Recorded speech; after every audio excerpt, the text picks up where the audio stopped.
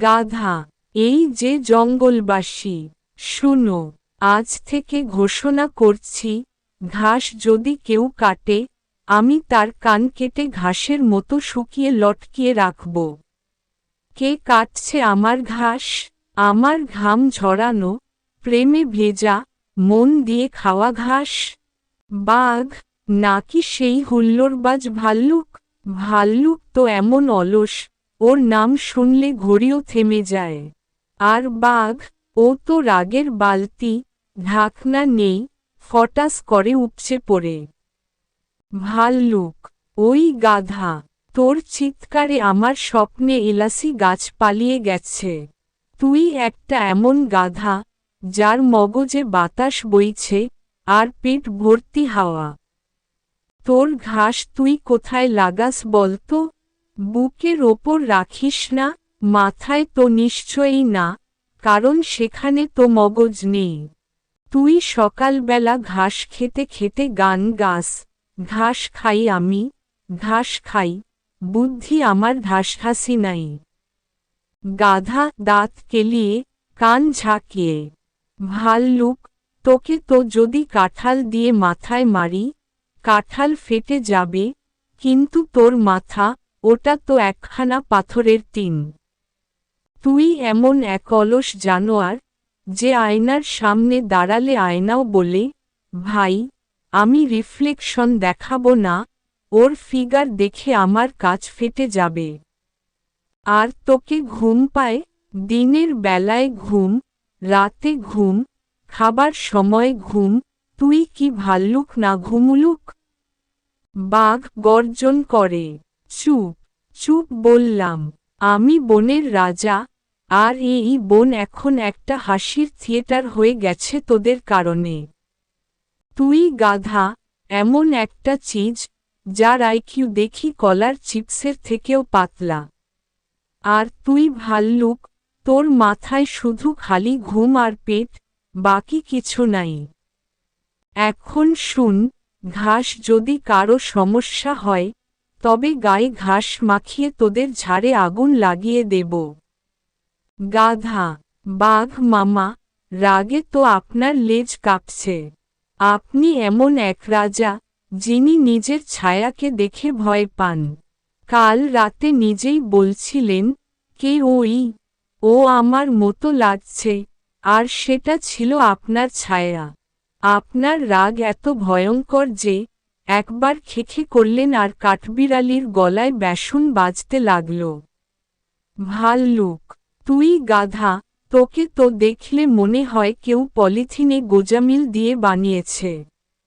আর বাঘ, তুই যদি রাজার মতো কথা বলিস, তাহলে আমি তো মহারাজা। অন্তত আমি কাউকে দেখেই গর্জে উঠি না। শেয়াল, বাঘ, গাধা আর ভাল্লুক, তিনজন মিলে জঙ্গলকে বানিয়ে ফেলেছ হাসির সার্কাস। তোমাদের এই ঝগড়া এত বড়, যে বানর খেকিয়ে হাসছে, আর কুমির পর্যন্ত জলে ডুবে বলছে, বাঁচাও। তিনজনের মধ্যে এমন গালাগালির প্রতিযোগিতা হচ্ছে, যেটা শুনলে বাঁশিও লজ্জায় সুর ভুলে ফেলে। বানর, আমি এই বিচার সভায় বসে বুঝে গেছি, এদের তিনজনের মাথায় গোবর ছাড়া কিছু নাই। গাধার ঘণ্টাধ্বনি, বাঘের গর্জন আর ভাল্লুকের হাই, এই তিনে মিলে একটা সিম্ফনি বাজায়, যেটা শুনলে গাছে থাকা পাখির ডিমে ফাটল ধরে। গাধা, বানর দাদা, আপনি নাচেন, লাফান, আর নিজের লেজ দিয়ে মুখ মোছেন, আপনি বিচারক না, আপনি তো নিজেই জোকসের উৎস। আর শেয়াল মশাই, আপনি এমন এক বিচারক, যার নিজের লেজে আগুন লাগলে বলে, এই গরম কাপড় কার? বাঘ তো এমন রাজা যে গর্জন করার পর গাছও ভাবে, না ভাই, আজ নরব না, নাটক হবে। ভাল্লুক তো এমন অলস, জীবনে একবার জেগে উঠেছিল, যখন মধু চুরি করতে গিয়ে মৌমাছির কামড় খেয়েছিল।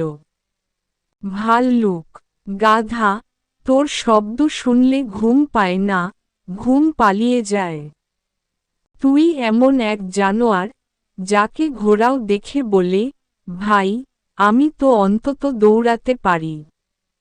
আর বাঘ, তুই এক রাজা, যার রাজত্বে ইঁদুরও রাজনীতি করে। তুই নিজেকে ভয় দেখিয়ে আয়নায় থুতু ফেলিস, ভাবিস কেউ হামলা করছে।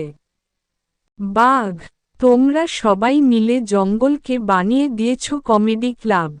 আমি বাঘ, রাজা। আমি গর্জাই তো বিদ্যুৎ পড়ে। আর তোরা, একজন ঢ্যামনা গাধা, একজন ঝিমু ভাল্লুক আর একজন লাফাঝাপ বানর। তোরা আমার সামনে দাঁড়িয়ে বিচার করিস? তোদের বিচার করতে হলে আগে তোদের কানে মগজ ঢালতে হবে। তোতা পাখি, শুনো শুনো, আমি তোতা পাখি, এই জঙ্গলের গুজব রিপোর্টার। গত সপ্তাহে গাধা তার ছায়াকে গালি দিয়েছিল, বলেছিল, ঘাস খেয়েছিস? ভাল্লুক তার বালিশকে বিয়ে করতে চেয়েছিল, কারণ সেটাই নাকি সবসময় পাশে থাকে। আর বাঘ একদিন তার নিজের গর্জনে কান চেপে ধরে বলেছিল, চুপ। শেয়াল, এই যে শুনো, আমরা ঠিক করেছি, এই ঝগড়া থামবে না, বরং এই তিনজনের মধ্যে প্রতিদিন একবার করে ঝগড়া করানো হবে, পুরো জঙ্গল উপভোগ করবে। এই নাটক চলবে, আর আমরা ফেসবুকে লাইভ করব।